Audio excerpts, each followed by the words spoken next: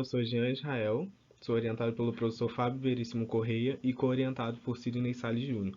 Vou apresentar o nosso trabalho de iniciação científica intitulado Uso de índices ambientais na determinação da contaminação por metais. O estudo de caso vai ser um lixão encerrado na cidade do Rio de Janeiro.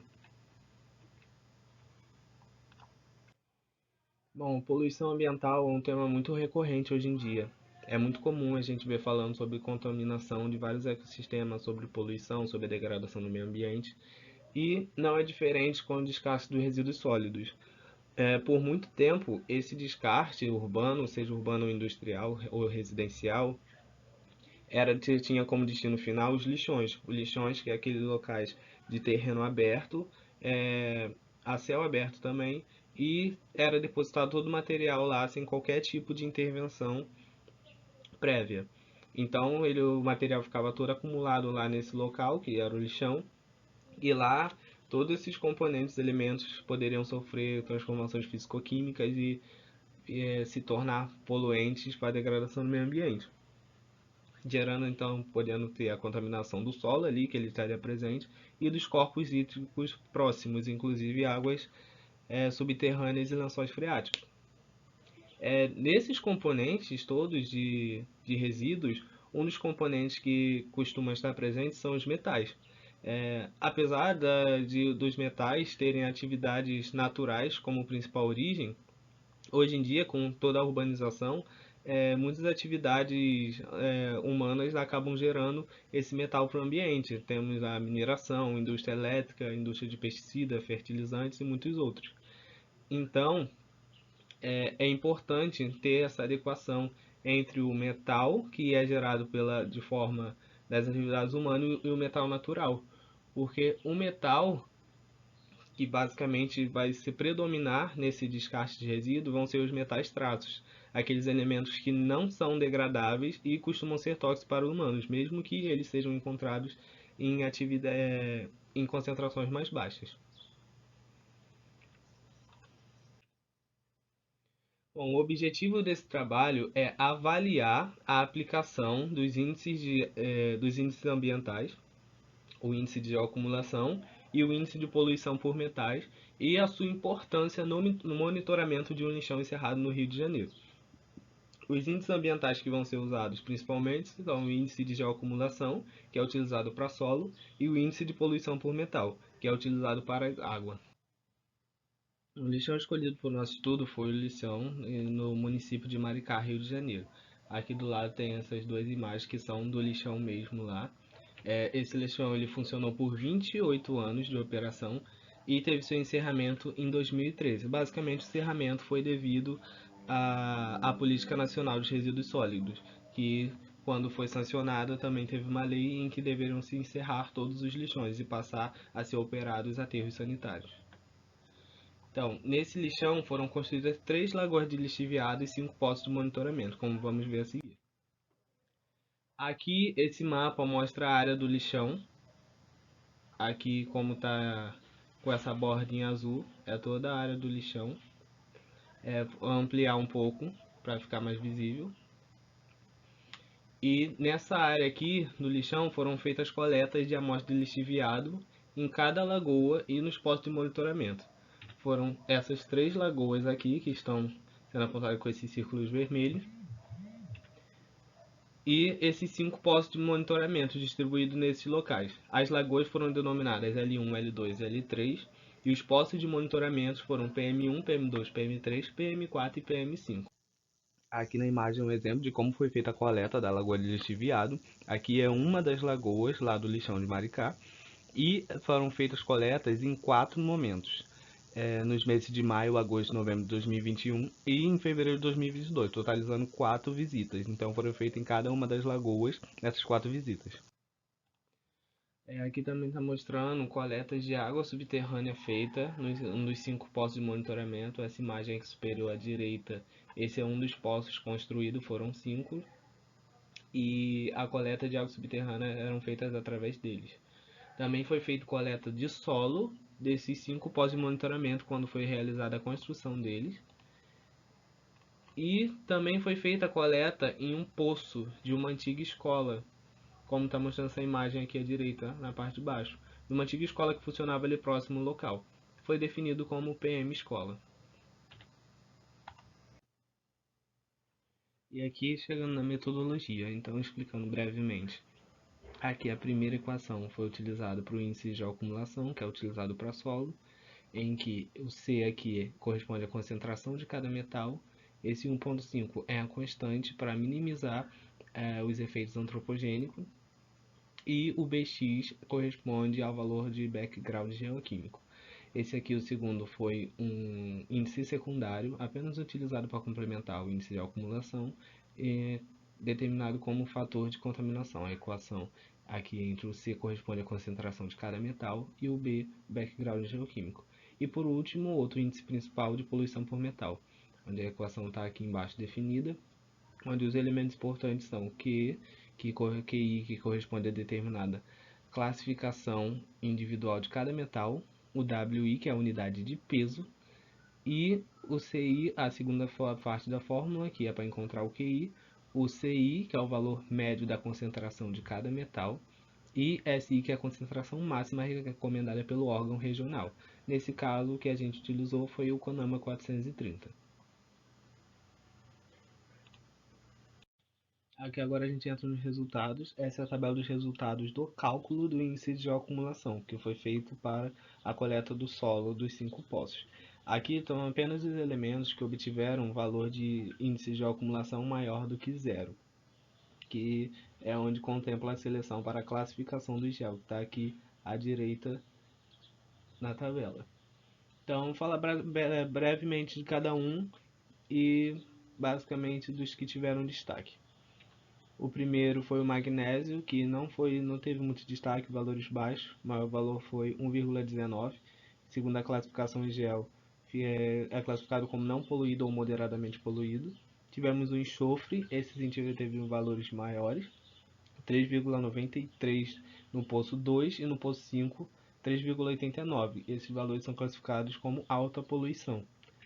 O manganês também não teve valores altos, os valores ficaram entre não poluído e moderadamente poluído. O ferro também, com valores bem baixos, próximos de zero. O único que foi positivo foi do poço 5, com 0,11, que pode ser considerado não poluído.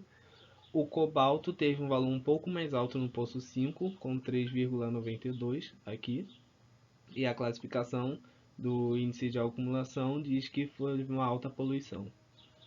O silênio não teve um valor muito alto, porém foi classificado aqui no poço 5 como moderada a alta classificação, ali entre 2 e 3. O iodo, que teve um valor um pouco maior aqui no poço 3, com 4,37, classificando como alta poluição, e no poço 1 e 5 também com valores um pouco mais altos, classificando como alta poluição. O disprose foi o que teve os valores mais altos, os valores contabilizados do índice GEL.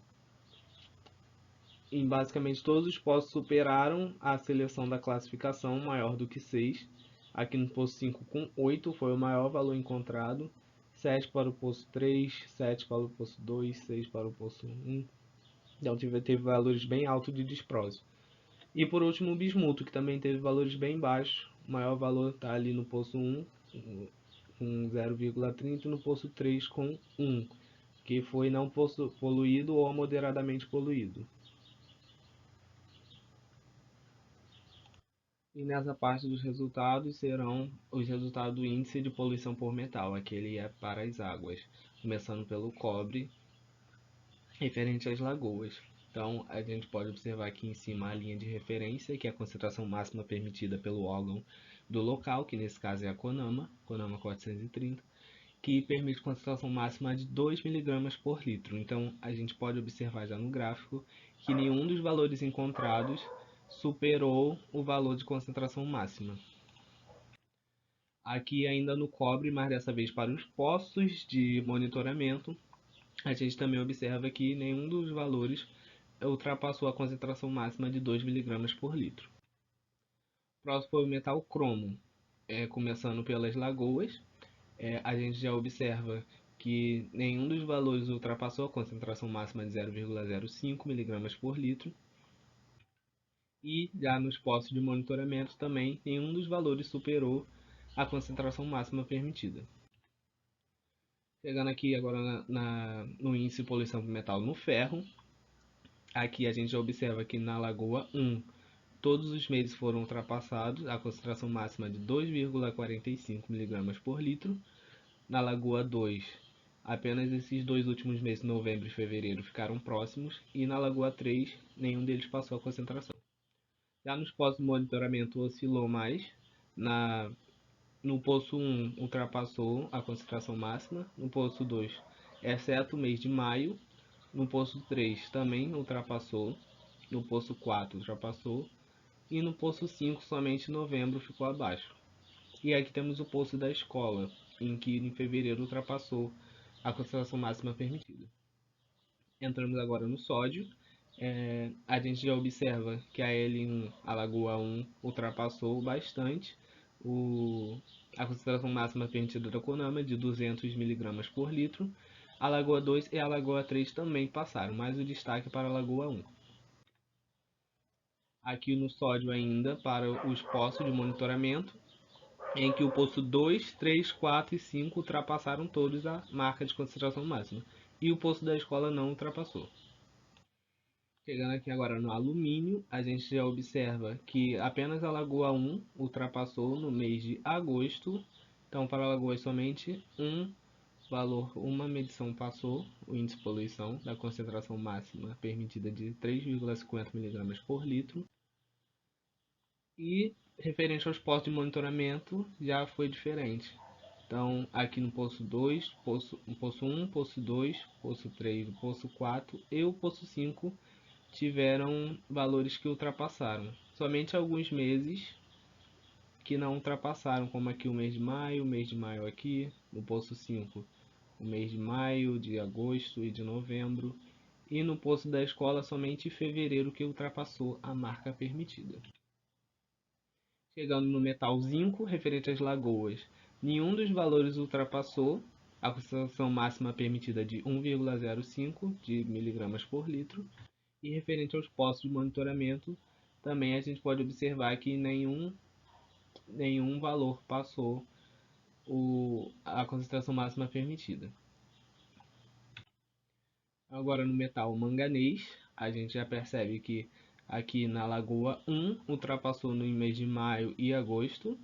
Na Lagoa 2 não ultrapassou nenhum e na Lagoa 3 somente no mês de maio. A concentração máxima permitida pela CONAMA era de 0,40 mg por litro. Referente aos postos de monitoramento, temos o poço 2, 3, 4 e 5 com algumas ultrapassagens aqui, exceto aqui no poço 5 no mês de novembro e no poço da escola não houve ultrapassagem. Para o metal arsênio, por último, aqui os valores obtidos no índice de poluição do metal foram bem baixos, então até aqui colocamos a marca de menor que 0,1. Esse valor está arredondado para poder aparecer no gráfico de forma visual. E a CONAMA estabelecia limite de 0,01 mg por litro, então todos os valores ficaram abaixo da concentração para as lagoas. E aqui, referente aos postos de monitoramento, também podemos observar que todos os valores ficaram abaixo da concentração máxima permitida. Bom, concluindo, o índice de geoacumulação, como a gente viu lá nos resultados, indicou que há poluição no solo por enxofre, disprósio e iodo. O índice de geoacumulação que é só usado para solos. Já o índice de poluição por metal, que é utilizado para água, indicou que nas lagoas e nos poços de monitoramento de água subterrânea houve poluição de ferro, manganês, alumínio e sódio. Então, dessa forma, o uso desses índices ambientais se mostrou relevante como ferramenta para poder avaliar as condições ambientais nesse lixão, no lixão de Maricá, mostrando os elementos que necessitam de atenção, que foram citados acima, e monitoramento, podendo ser possível até auxiliar a determinação de ações futuras para poder evitar maiores danos ao meio ambiente e à saúde pública do local. Inclusive, esses índices possivelmente podem ser usados para outros tipos de poluição local, mesmo que não seja se tratando de um lixão, como de uma mineração ou por algum tipo de acidente. Então, é isso. Muito obrigado por assistir.